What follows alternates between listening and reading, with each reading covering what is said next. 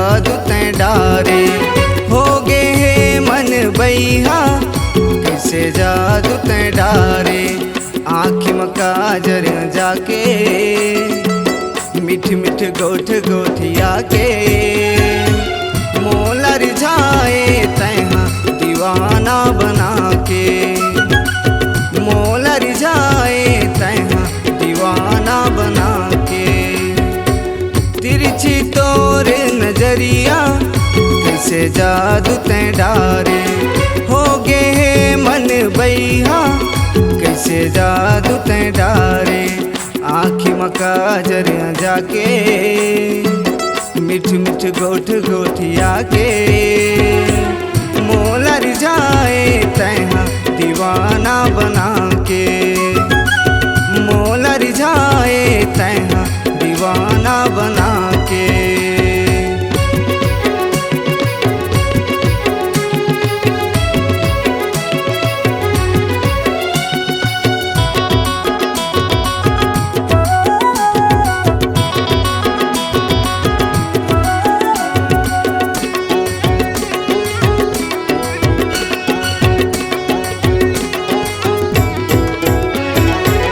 लगे सावन माँ बदरा कस तोर मोर मया है। लगे अदरा कस चढ़त जाए अंतस माँ मया है।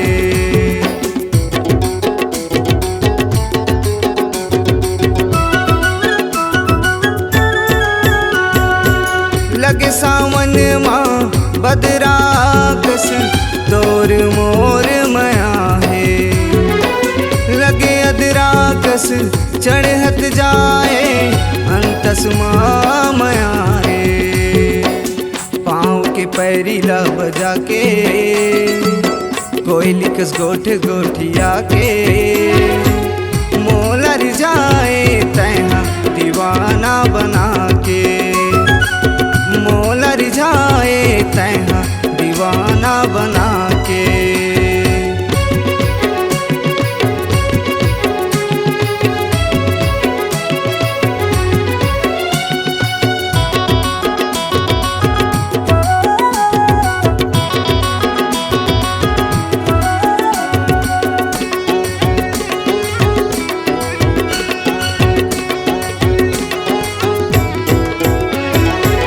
हाथ के कंगन माथ के बिंदिया मोला तोर बुलाए। मोर मन मोहनी रानी जग अब तोर बिना सुनना भारी लागे।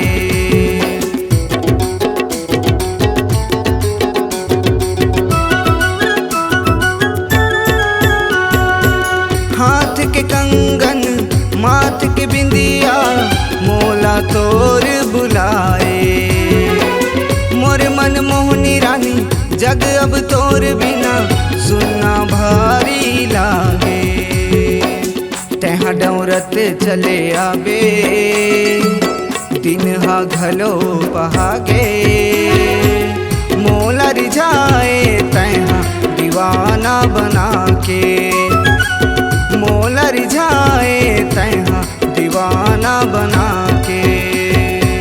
तिरछी तोर नजरिया कैसे जादू तैं डारे।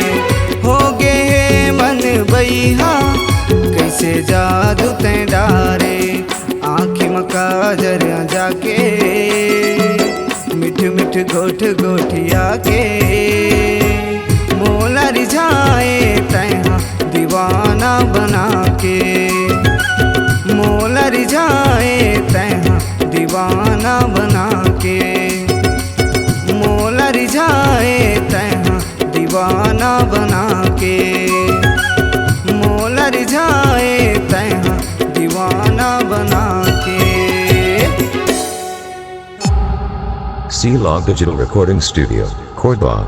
Contact number 9907119215.